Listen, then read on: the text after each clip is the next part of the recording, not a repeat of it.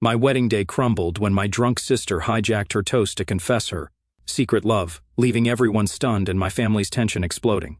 We were a group of 4, my sister, my fiancé, his brother, and me.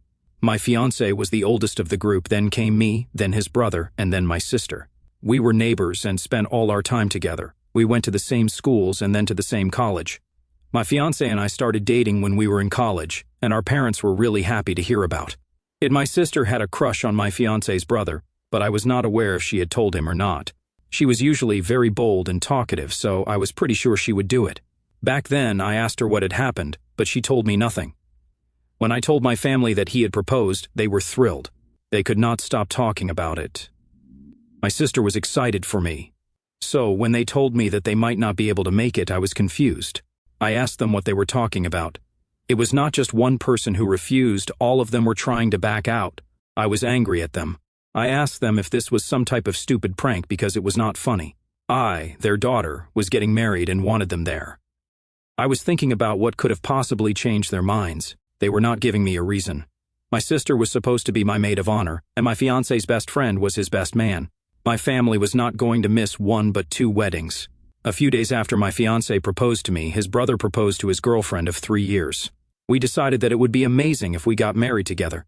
We could reach another milestone together. So the 4 of us met up, me, my fiancé, his brother, and his fiancé. And we all agreed to plan it together. His brother's fiancé was a very bubbly person. She was excited too. We decided to have a beach wedding, and everything was going according to plan. All of our families were elated. We decided to have a huge buffet with something to suit all of our and our family's tastes. Then, out of nowhere, 4 months before the wedding, my parents called me up and tried to back out. My sister refused to be my maid of honor. I gave them all a good talking to and forced them to come. I was pissed at my parents, and everybody knew that. They tried to apologize to me. I told them if my sister did not want to be my maid of honor, she should have told me beforehand. I was like, fine, I'll ask somebody else. My best friend was already a bridesmaid, so I asked if she could move up the line. She was jumping with excitement. Now, the day of my wedding had come. My family had come to me before to apologize in person, saying they should have handled this in a better way. I tried to make them spill what changed their mind, but they said it was stupid and to let it go. I still was not talking to my sister. She was supposed to support me through all of this. We had made so many plans when we were young that this felt like a betrayal. She still did not want to come to the wedding. I did not have time to deal with her, so I asked my parents to handle it. Then she showed up. She came up to my room while I was dressing and apologized to me. I was in a happy mood, so I told her that it was okay, and I was happy that she was there. The ceremony was perfect. My husband and I were buzzing with joy. The other couple felt the same. We were at the reception now. We had only invited close family and friends, so there were 60 people there in total. Our families were making beautiful toasts for us. My sister had not spoken yet, and I was not sure if she was going to. I did not want to force it. It was enough that she was here. Time passed and we were dancing when all of a sudden the music stopped, and my sister was on the stage. She cleared her throat and spoke into the mic. She looked drunk, and it was not even that late. She said she wanted to toast her beautiful sister and her husband. Everybody cheered. She gave a beautiful speech, wishing us the best. We were so happy. I could see my parents smiling too. Then she went on to say that she wanted to toast the other couple too. My husband's brother shouted, "Go ahead!" At first, she spoke about him, the other groom, telling everybody how we grew up together. Then she started crying. Our parents freaked out and tried to get her off the stage, but she said no, she wanted to talk. She continued, saying that she had a crush on him, and even I was a bit nervous. It could not be that she still liked him, right? She wanted to continue, but she stuttered and broke down, telling my husband's brother that she loved him, and asked him why he did not love her back. The other bride looked shocked. The other groom stood there, stupefied. She was refusing to get off the stage, so I asked my husband's best man to just carry her out and to get the mic out of her hands. Too late though, the damage had already been done. None of us were expecting this. My cousin, who was the host, took over, saying, "Hey, what's a wedding without any drama?" He tried to cool everyone off and started the music again. I wanted to go after my sister, but I knew everybody was watching. We walked up to the other bride and groom, and we immediately apologized for what had happened. I could tell both of them were startled. She was a good sport though and laughed it off, saying, "Exes." We awkwardly laughed. The rest of the evening went smoothly with no other incidents. My sister had passed out in one of the rooms above. The next day, when we woke up, my parents and sister went up to my husband's brother and his wife. I could tell my sister was distraught and embarrassed.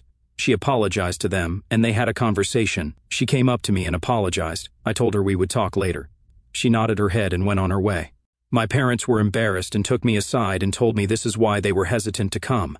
They apologized and walked off. So much happened the other day, but everything went well in the end. I will update you soon on what is going on with my sister.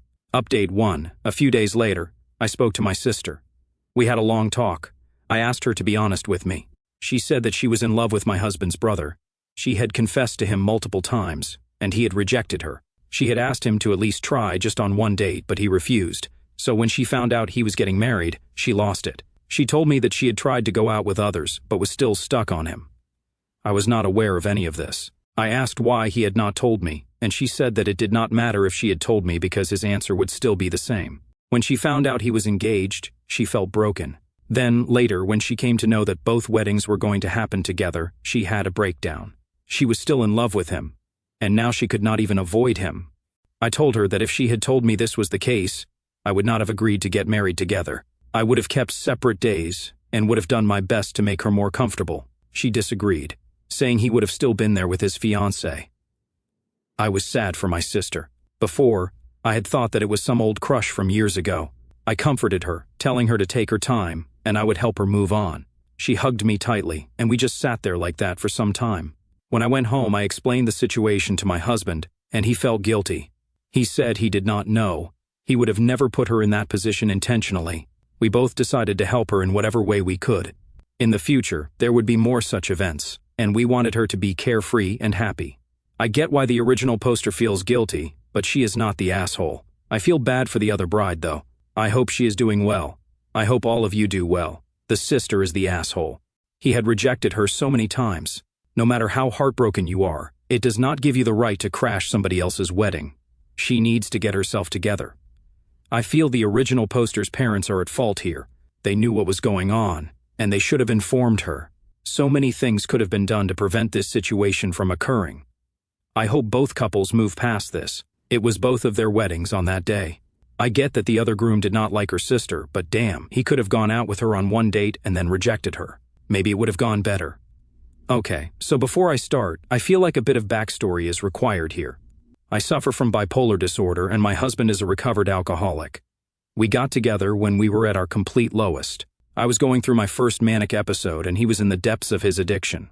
We were a mess, but after multiple rehab and psych ward visits, we are now 35 and he is 10 years sober and I am medicated and stable. So, although we are both in a very good place in our lives, we do have a zero alcohol policy in our home for obvious reasons. My meds, under no circumstances, can mix with alcohol, and my husband obviously cannot drink it. So we prefer to keep it away from our home to prevent the risk of him relapsing. That being said, we obviously do not care if people around us drink, or if we go to events with alcohol, it is just not in our home. Now for Christmas, my parents usually host, but for the past 3 years, one of my siblings has hosted instead. There are 5 of us. This year, I was asked to host and was fully up for this. We have a beautiful home and can afford to cater to everyone. I did say from the get-go that I do not mind hosting, but there cannot be any alcohol in my home, and if this was going to be a problem, then we should just do it elsewhere, as I do not want to risk anything. This may be dramatic, but when you live with a recovered addict, you have to be as cautious as possible. No one said anything, and I assumed everything was fine and that they were all okay with the no alcohol rule. When Friday rolled around, my sister called me, asking if it was okay if she brought a bottle of Prosecco for her and her husband, and that she knew I am strict about the no alcohol rule, but it would just be for her and her husband. I told her no, and we ended up getting into a huge fight. I told her that if she wanted alcohol, then we could host at her place, but under no circumstances was alcohol being brought under my roof. She said I was being dramatic. After speaking to my mom, she said it was too last minute to change arrangements, and asked if one day of alcohol was really going to affect me much. I personally feel like my sister brought it up so last minute to try and force me into a corner. But I just said that if they want alcohol, they are not coming into my home with it. They ended up not coming for Christmas and held it at my sister's without inviting us. I had a lovely quiet Christmas with my husband, but now none of my siblings, parents, or grandparents will speak to me. I felt as though I did not do anything wrong, but I am starting to think maybe I should. have offered to pay to eat out or something instead so everyone could have a drink. Also, before anyone asks, my husband was also against any alcohol in the home, and called my sister himself to explain why it is so important to us, and mine and my husband's well-being is my personal top priority in the situation. So, am I the asshole? Update. Okay, so firstly, thank you for all the love. This was so unexpected, so love you all. Secondly, I am going to answer a few things I have seen floating around here, so it is easier to start. I have seen many people ask if we are comfortable with alcohol out and about. Why is it any different in our home? I do apologize if I worded it weirdly and it was hard to understand, but when I mean we are okay with it, I more mean alcohol is a part of life and something that cannot be avoided. My husband has learned to become accepting of this, but can still sometimes get a bit, I do not know, upset around it. He never voices this, but has opened up a few times about how he hates his addiction and how he feels so overwhelmed around alcohol. So, even though he is fine and fully sober, there is always going to be that little voice there for him. And if I can make sure he does not feel this way in our home, then I will do everything I can to do so. Secondly, as I mentioned earlier, I am bipolar, and anyone with bipolar will know that although medication controls the episodes, they do not stop completely. Therefore, even on my meds, I can still act a little impulsive and do not fully trust myself not to drink. Drinking on my medication basically fully cancels out the meds, and the last time I drank while medicated, I ended up in the worst manic episode of my life and was hospitalized for almost a year. Lastly, it is our home, and these are the rules for our home that we feel comfortable with. Our home is our safe place, and one place in the whole world we can have full control over and feel the safest in. Maybe in the future, we will be able to welcome it. Maybe that day will never come, but for now, we definitely are keeping the no alcohol rule. Secondly, people have asked why I ever offered to host. Well, this is because I love my family so much and just wanted to be able to cater for them, but like I said, to them I did understand if they did not feel comfortable with my house rules, and we could host elsewhere.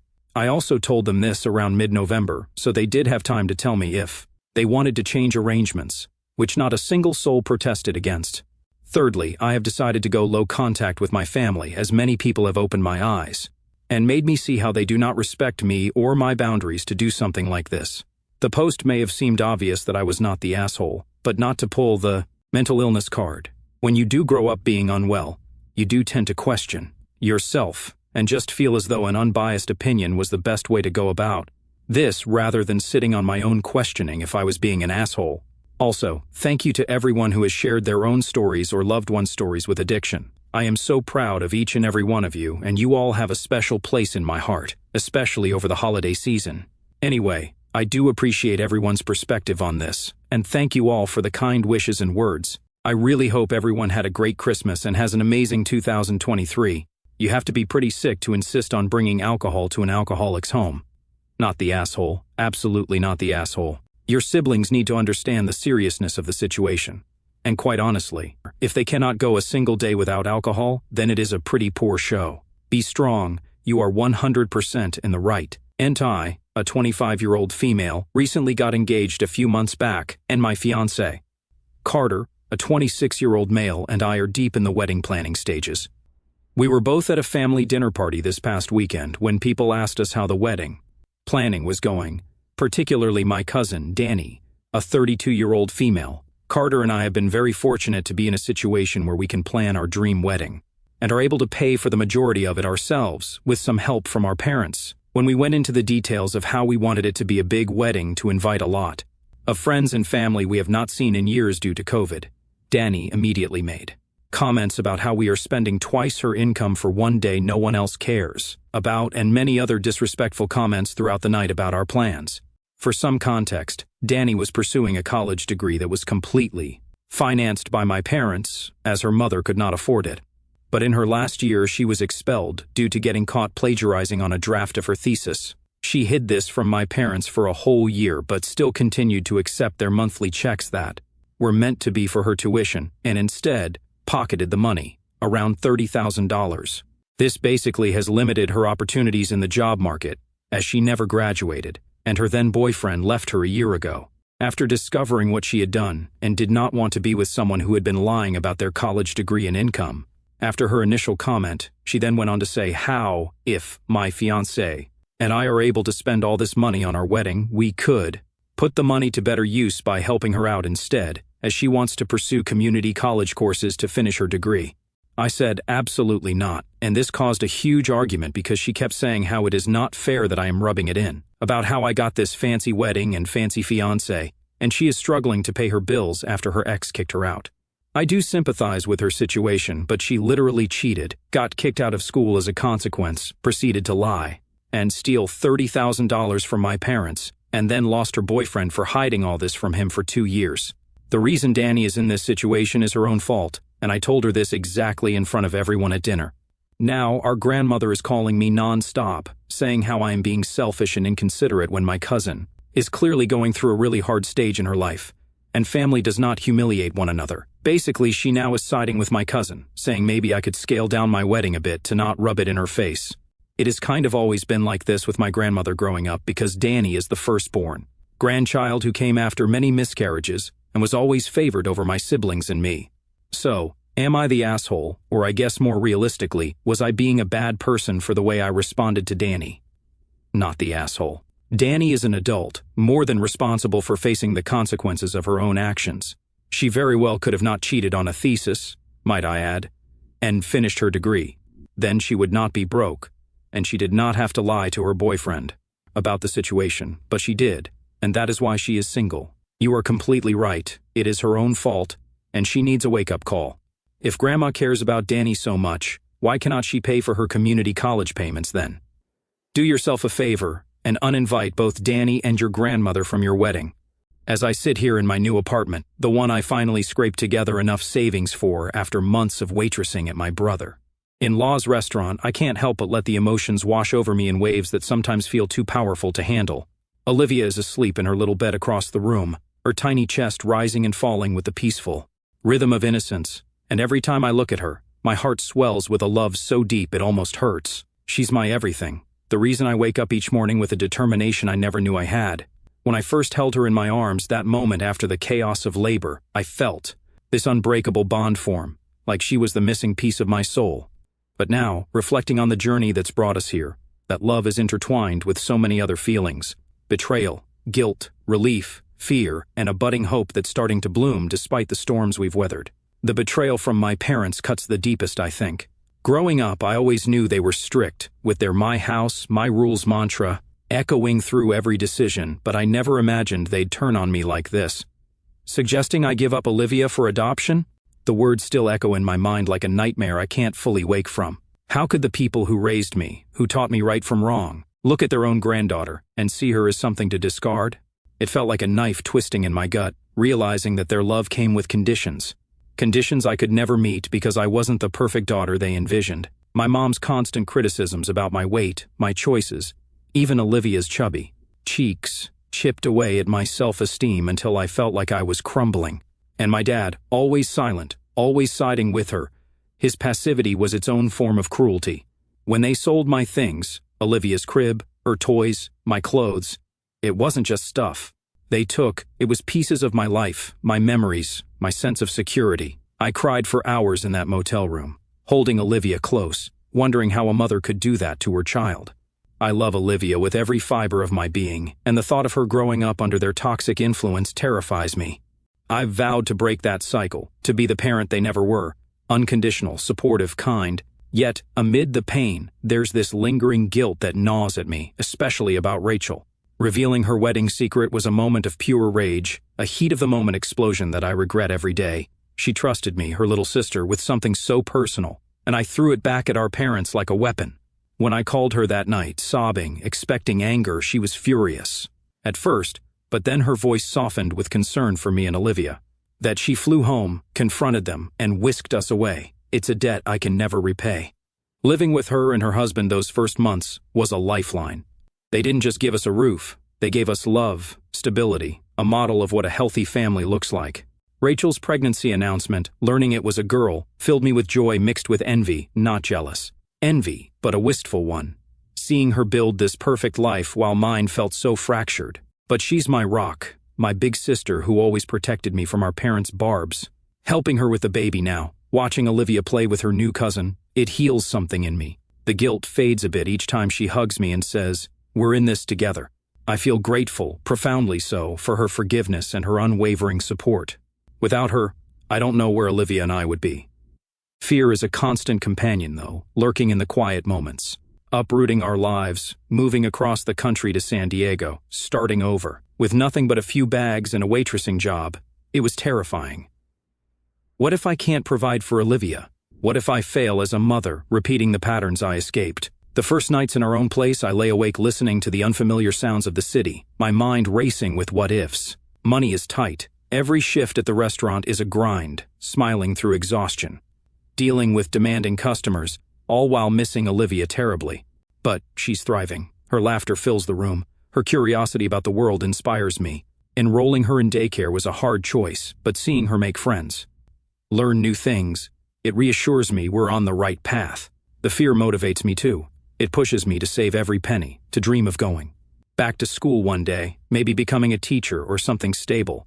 I fear my parents' shadow, their occasional calls from blocked numbers, pleading to see Olivia. You're still her grandfather, my dad said, but how can I trust them after what they did? The fear of them trying to insert themselves back into our lives keeps me vigilant, boundaries firm. But oh, the hope. It's like a light piercing through the clouds. For the first time, I feel free, unburdened by their judgments. Living close to Rachel, building our new family, as I call it, brings a joy I never knew. Weekends at the beach with Olivia, watching her splash in the waves, her giggles mixing with the ocean's roar, it's pure magic. I've made friends at work, people who see me for who I am, not the burden my parents labeled me. Dating? Maybe someday, but right now, it's about healing, about being the best mom I can be. I look at Olivia and see endless possibilities. Her first words, her first steps into school, her dreams unfolding without the weight of our past. Hope whispers that we'll be okay, that the pain has forged strength in me. I journal now, pouring out these emotions, turning them into fuel for growth. Therapy helps too, unraveling the knots of childhood trauma, teaching me self-compassion. Gratitude floods in unexpectedly for the strangers who showed kindness, like my friend who watched Olivia those early days. For the restaurant job that not only pays bills but gives me confidence. For Rachel's baby girl, a new playmate for Olivia, symbolizing fresh starts. Even for the hardship, it's taught me resilience, the value of chosen family over blood. As I watch Olivia sleep, her face so serene, I feel a profound peace. The journey's been brutal, but it's ours, and we're writing a better story. Love, betrayal, guilt, fear, hope, they all swirl together, making me who I am, a mother, a survivor, a woman reclaiming her life. One day at a time, we're building something beautiful.